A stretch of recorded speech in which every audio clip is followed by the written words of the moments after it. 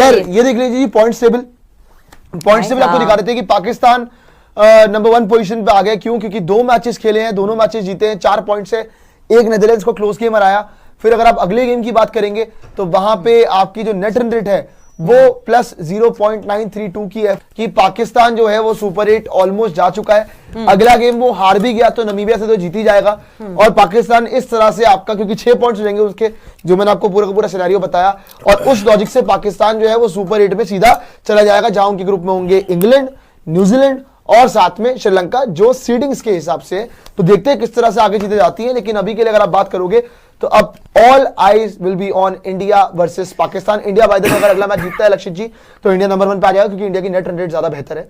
Namibia को हम हरा ही रहे हैं ऑब्वियसली, चाहे मार्जिन जो मर्जी हो, नेट रन रेट बहुत अच्छी है। ये ग्रुप में डेड हो चुका है प्रियांशु, और कहना गलत होगा नहीं। पाकिस्तान की 2 जीत के साथ और पाकिस्तान का एक मैच अभी नमीबिया से बचा है इंडिया के बाद, तो this group is now almost done, dusted and dead.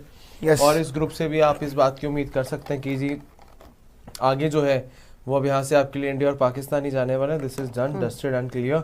और ग्रुप ए इसके साथ ज्यादा कुछ बचा नहीं, इसमें ग्रुप बी सी डी के अंदर चीजें हैं। But Priyanshu, I like to talk about Usman Tariq once, जिस तरह से उस खिलाड़ी को आप हमेशा से हम देखते हैं ना, बिकॉज समझ नहीं आ रहा मुझे कि ऐसा बॉलर आईसीसी को एक्शन लेना चाहिए, टीम्स कंप्लेंट करें, बिकॉज वो पॉज लेकर किताबों में होगा बॉल कर सकते हैं, और तो कोई भी डेलिबरेटली कहीं भी टप्पा फेंक सकता है। नहीं ऐसा देखो, एक बात बताओ, मैं कोई कंपैरिजन नहीं कर रहा किसी से, ना मेरा कोई गलत मत समझना इंटेंशन।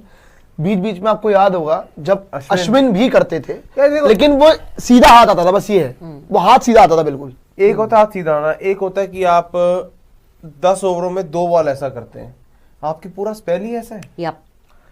He's right. यार सी पूरा स्पेल ऐसा है, मैं मान रहा हूँ, सारी बातें आपकी मान रहा हूँ, जो पॉज भी 1-2 बार बीच में आ रहा है, लेकिन वही वाली बात है कि अब जैसे हम लोग बात कर रहे हैं आपस में, लेकिन भाई रूल बुक तो कुछ और कहती है ना, चीजें रूल बुक पे चलती है। अब रूल बुक में अगर कुछ लिखा हुआ ही नहीं है तो रूल ओवरनाइट चेंज नहीं हो सकता। हाँ, कोई बैटर, या तो किसी को बैटर को ऑब्जेक्शन करना है तो बॉल डालने से पहले कर दो कि हाँ भाई रुक जा, फिर अंपायर को बोले कि हाँ भाई ये इसका चेक कर रहा है, उसको कहने वाली थी। या तो अंपायर को बोले, प्लेयर बैटर बोले।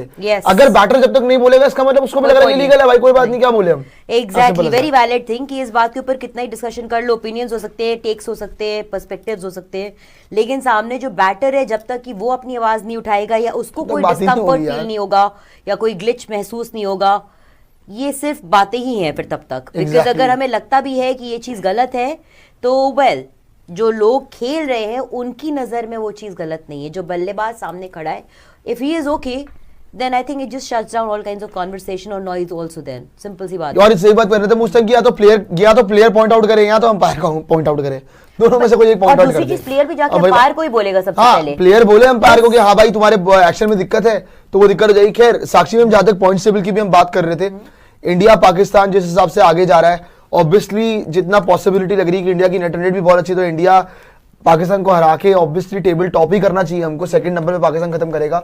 और जैसा कि लक्षित ने भी कहा, ग्रुप तो देखो डेड हो चुका है, हमारा ग्रुप भी दिखा दिएगा, साथ साथ उसकी बात भी हो रही है, तो ग्रुप तो रेडी हो चुका है। लेकिन जैसा कि हम पहले ही बात कर रहे थे, क्या पाकिस्तान, जैसा हम लोग ग्रुप्स की बात कर रहे थे, जब प्री मैच में भी हम देख रहे थे कि पाकिस्तान, जो हम इनके सुपर 8 के सिनेरियो की बात कर रहे थे कि हाँ वहां पे जो ग्रुप्स है, क्या आपको लग रहा है श्रीलंका में खेलते हुए विद दैट एडवांटेज, 5-5 स्पिनर भरना टीम के अंदर या 16 ओवर स्पिन के निकाल लेना अपने, तो क्या इनको जो ये राह मिस कर रहे हैं पिछले कुछ टाइम से सेमीफाइनल की, क्या वहां तक कुछ हो सकता है इनका? कुछ हो सकता है, देखो आप रियलिस्टिकली कहूं तो हो सकता है, जिस तरह से आज भी मैंने इनका खेल देखा है। लेकिन I not at the cost of sounding repetitive, simple सी चीज ये है कि पाकिस्तान सही मायने में बड़ी टीमों के सामने सबसे पहला जो उनका गेम होगा वो 15 को है। उसके बाद जब एक बार ये मैचेस इनके खत्म हो जाएंगे, आई थिंक नमीबिया के अगेंस्ट इनका बचेगा बस एक और, उसके बाद जब ये सुपर 8 में आएंगे, that is the time when they will actually face the बिगीज of the game. तो तब क्या इनका ये पूरा game strategy, game structure of bringing in 5 spinners, या फिर फॉर दैट मैटर जिस तरह से अभी इनके टॉप 3 चल रहे हैं, क्या उस समय ये फायर कर पाते हैं? क्या ये तब पैनिक पे प्रेशर नहीं करते? वो इनका रियल टेस्ट होगा, तब देख के पता चल जाएगा पहले मैच से 15 से ही। हाँ जी, हाँ जी रक्षित जी। साक्षी मतलब कभी पॉज लेते बात कर, ये भी उस्मान तारिक है, पॉज लेते बात